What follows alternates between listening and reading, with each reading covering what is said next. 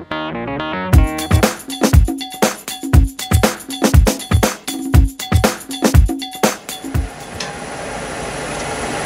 low.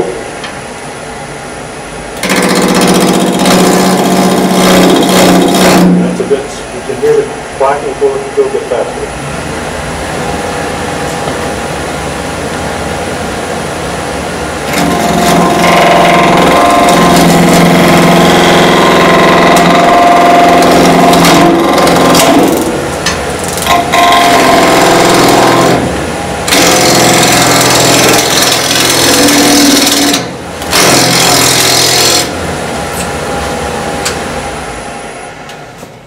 You don't hold it right, you get quite a big clack out of it.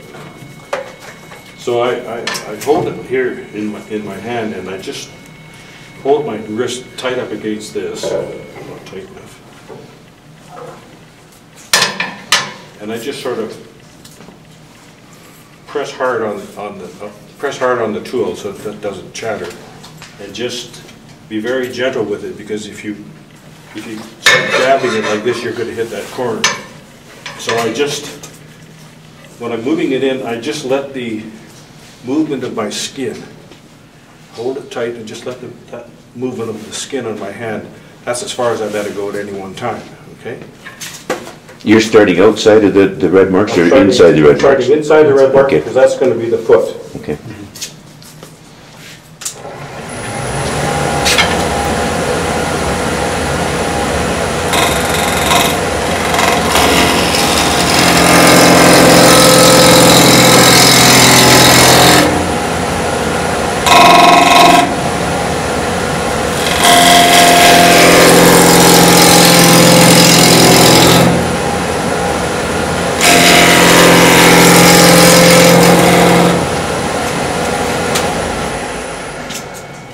Now you probably noticed, actually I should have mentioned this earlier, I face this off on a thickness planer. Those of you that don't have a thickness planer are not going to be able to do it, so you would come here and you would face it off.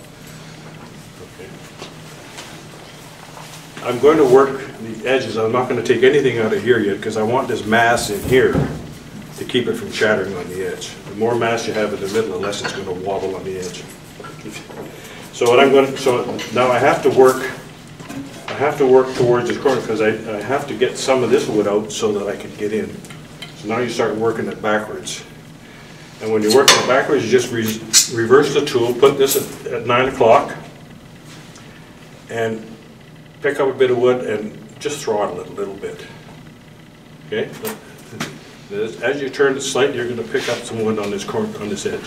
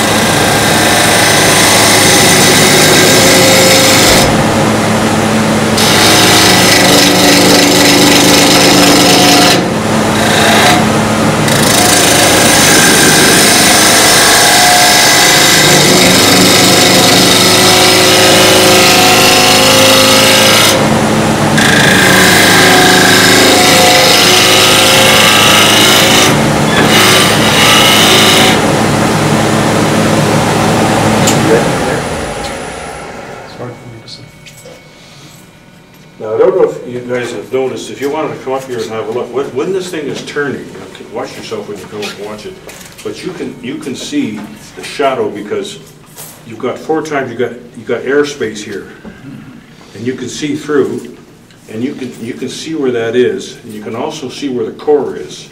It gets solid here. Okay, so you want to work not very far past this. So I'll turn this on and have a look from this side. So you can see. Yeah, the daylight. Yeah, see the daylight? And you can see where I'm being. Now,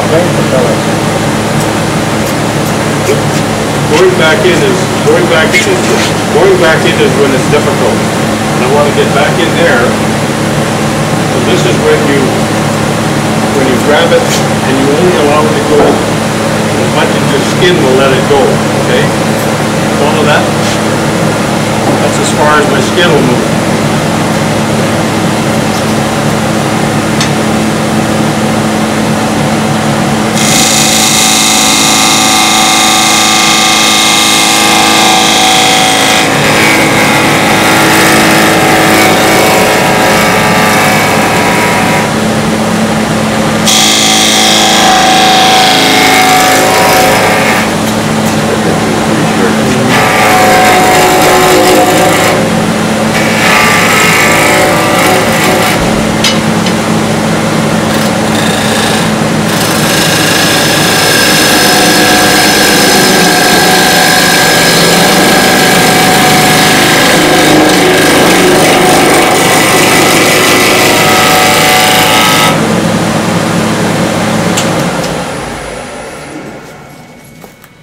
Now you look to see how you're making out with your curve, okay?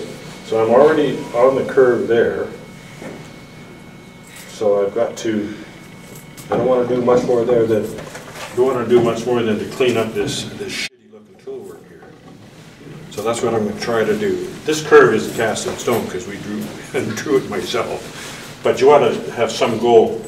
Okay, now I'm going to try to clean up that tool work if I can.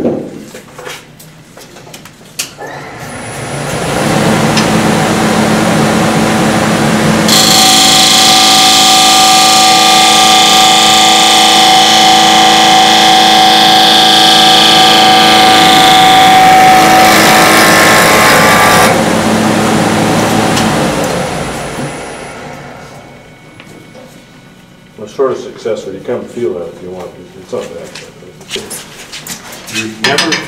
You never try to clean it up going this way because you'll chip it up. As scary as it seems, you've got to go so that following the bevel and going down so there's always wood ahead of it. On a curve down, there's always wood ahead of it as you're cutting. If you go the other way, then the wood is lifting out. But if you're pushing this way, there's always wood ahead of it, so it doesn't chip out, at least theoretically. But you're only going to go down. I'm not going any further now. Yeah, but to clean this up now, you'd have to go that way. Well, right? I only go to there. Once you get down to here, the wood is thicker and it's not so difficult. It's out here that you have trouble. Okay? Now, at this point in time, you got to make a sort of decision here. Now, this is a rather pleasing proportion, at least in my opinion. So, the way I worked that is the wood is about 4.5 inches radius from the center. So you want to go about 1/3 of that. So 1.5 inches width to 3 inches of center is about a proportion to what I like. So so I make that about 1.5 inches, okay? That translates so that at the back, you have the radiuses slightly bigger at the back because you want a little bit more meat here. And you can always take it off later. So I'm going to draw a circle that's about 3¼ inches in diameter, or in radius, and that's where I'm going to start my cut in here. That's the limit of where I'm going to go. Okay, that makes sense. Done it, yeah?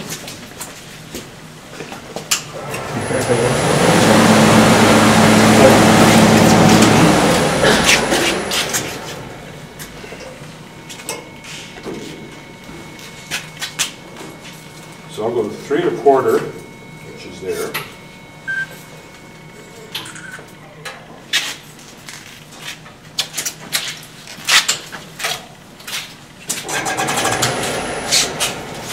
So I'm going to start cutting down here. And the bottom of the bowl is going to be round, so I give myself a little bit, and then I'll work it from the other side to make it thin. So I'm going to start here and start cutting it in.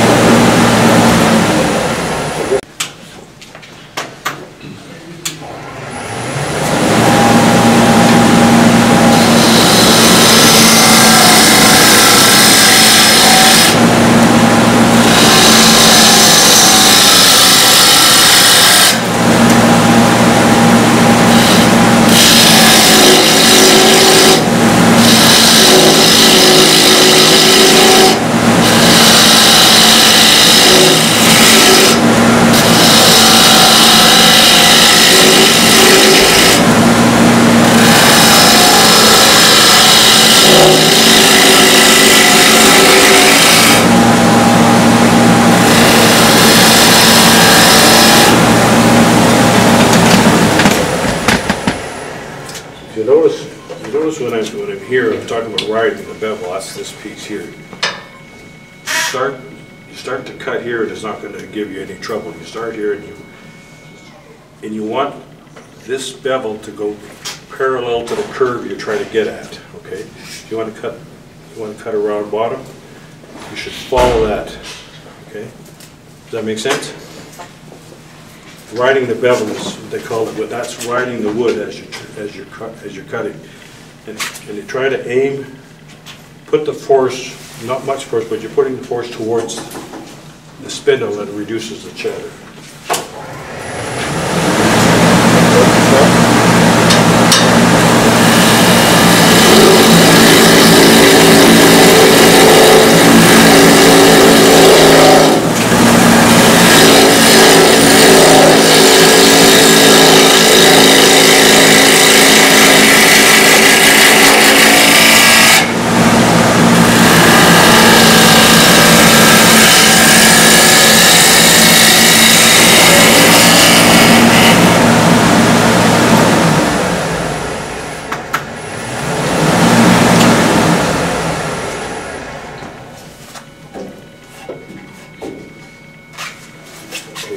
Okay, I'm going a little off my mark. I'm going off my mark here, so I'll have to redraw this by hand. What do you mean you're going off your mark? Well, the curves that I put on there Yeah. for my guidance, I've gone off my curve, so I'm going to have to redraw my curve. The curve is anything you want it to be, as long as it's general.